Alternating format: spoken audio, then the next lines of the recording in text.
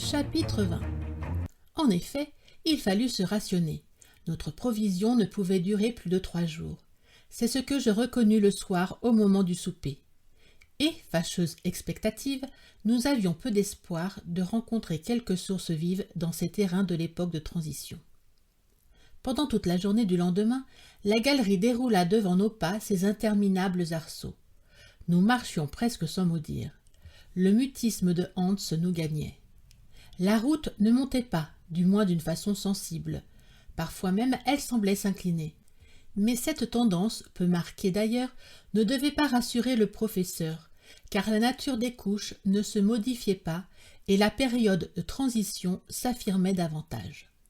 La lumière électrique faisait splendidement étinceler les schistes, le calcaire et les vieux grès rouges des parois. On aurait pu se croire dans une tranchée ouverte au milieu du Devonshire qui donna son nom à ce genre de terrain. Des spécimens de marbre magnifiques revêtaient les murailles, les uns d'un gris agate avec des veines blanches capricieusement accusées, les autres de couleur incarnate ou d'un jaune taché de plaques rouges, plus loin des échantillons de ces griottes à couleur sombre dans lesquelles le calcaire se relevait en nuances vives. La plupart de ces marbres offraient des empreintes d'animaux primitifs. Mais, depuis la veille, la création avait fait un progrès évident. Au lieu des trilobites rudimentaires, j'apercevais des débris d'un ordre plus parfait, entre autres des poissons ganoïdes et ces sauropteris dans lesquels l'œil du paléontologiste a su découvrir les premières formes du reptile. Les mers dévoniennes étaient habitées par un grand nombre d'animaux de cette espèce et elles les déposèrent par milliers sur les roches de nouvelles formations. Il devenait évident que nous remontions l'échelle de la vie animale dont l'homme occupe le sommet. Mais le professeur Lidenbrock ne paraissait pas y prendre garde. Il attendait 2 choses. Ou qu'un puits vertical vînt à s'ouvrir sous ses pieds et lui permettre de reprendre sa descente, ou qu'un obstacle l'empêchât de continuer cette route. Mais le soir arriva sans que cette espérance se fût réalisée. Le vendredi, après une nuit pendant laquelle je commençai à ressentir les tourments de la soif, notre petite troupe s'enfonça de nouveau dans les détours de la galerie. Après 10 heures de marche, je remarquai que la réverbération de nos lampes sur les parois diminuait singulièrement. Le marbre, le schiste, le calcaire, les grès des murailles faisaient place à un revêtement sombre et sans éclat. À un moment où le tunnel devenait fort étroit, je m'appuyai sur sa paroi. Quand je retirai ma main, elle était entièrement noire. Je regardai de plus près. Nous étions en pleine houillère. « Une mine de charbon » m'écriai-je. « Une mine sans mineur » répondit mon oncle. « Et qui sait ?»« Moi je sais » répliqua le professeur d'un ton bref, « et je suis certain que cette galerie percée à travers ces couches de houille n'a pas été faite de la main des hommes. Mais que ce soit ou non l'ouvrage de la nature, cela m'importe peu, l'heure du souper est venue. Soupons !» Hans prépara quelques aliments. Je mangeai à peine, et je bus les quelques gouttes d'eau qui formaient ma ration. La gourde du guide, à demi pleine, voilà tout ce qui restait pour désaltérer 3 hommes. Après leur repas, mes 2 compagnons s'étendirent sur leur couverture et trouvèrent dans le sommeil un remède à leur fatigue. Pour moi, je ne pus dormir et je comptais les heures jusqu'au matin. Le samedi, à 6 heures, on repartit. 20 minutes plus tard, nous arrivions à une vaste excavation. Je reconnus alors que la main de l'homme ne pouvait pas avoir creusé cette houillère. Les voûtes en eussent été étançonnées, et véritablement elles ne se tenaient que par un miracle d'équilibre. Cette espèce de caverne comptait 100 pieds de largeur sur 150 de hauteur. Le terrain avait été violemment écarté par une commotion souterraine. Le massif terrestre, cédant à quelques puissantes poussées, s'était disloqué, laissant ce large vide où des habitants de la terre pénétraient pour la première fois. Toute l'histoire de la période houillère était écrite sur ces ombres parois, et un géologue en pouvait suivre facilement les phases diverses. Les lits de charbon étaient séparés par des strates de grès ou d'argile compacte, et comme écrasés par les couches supérieures.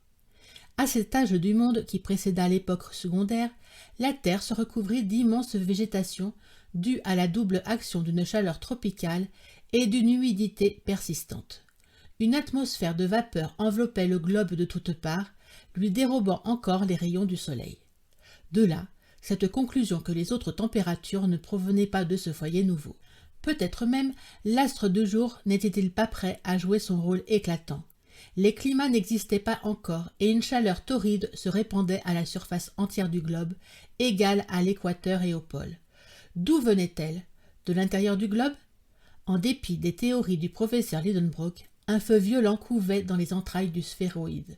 Son action se faisait sentir jusqu'aux dernières couches de l'écorce terrestre. Les plantes, privées des bienfaisantes effluves du soleil, ne donnaient ni fleurs ni parfums, mais leurs racines puisaient une vie forte dans les terrains brûlants des premiers jours.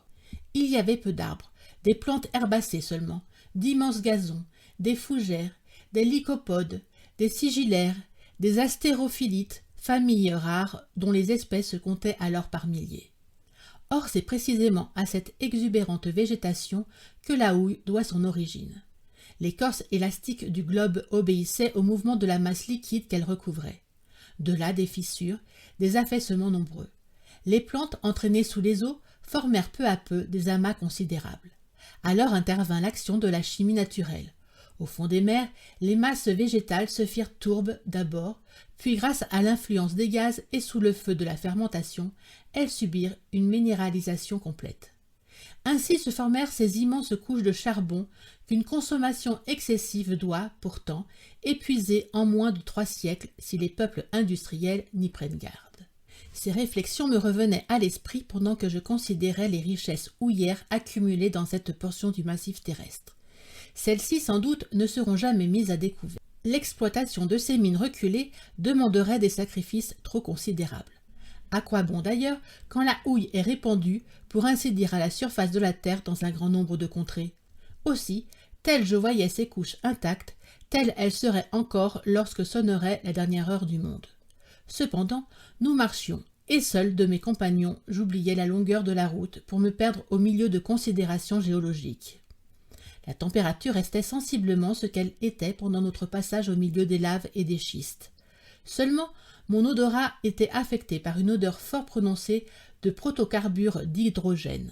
Je reconnus immédiatement dans cette galerie la présence d'une notable quantité de ce fluide dangereux auquel les mineurs ont donné le nom de grisou et dont l'explosion a si souvent causé d'épouvantables catastrophes. Heureusement, nous étions éclairés par les ingénieux appareils de Ruhmkorff. Si par malheur nous avions imprudemment exploré cette galerie la torche à la main, une explosion terrible eût fini le voyage en supprimant les voyageurs. Cette excursion dans la houillère dura jusqu'au soir. Mon oncle contenait à peine l'impatience que lui causait l'horizontalité de la route. Les ténèbres, toujours profondes à 20 pas, empêchaient d'estimer la longueur de la galerie, et je commençais à la croire interminable quand soudain, à 6 heures, un mur se présenta inopinément à nous. À droite, à gauche, en haut, en bas, il n'y avait aucun passage. Nous étions arrivés au fond d'une impasse. « Eh bien, tant mieux !» s'écria mon oncle. « Je sais au moins à quoi m'en tenir. Nous ne sommes pas sur la route de Saknussemm, et il ne reste plus qu'à revenir en arrière. Prenons une nuit de repos, et avant 3 jours, nous aurons regagné le point où les 2 galeries se bifurquent. »« Oui, dis-je, si nous en avons la force. Et pourquoi non ? Parce que demain, l'eau manquera tout à fait. »« Et le courage manquera-t-il aussi ?» dit le professeur en me regardant d'un œil sévère. Je n'osais lui répondre.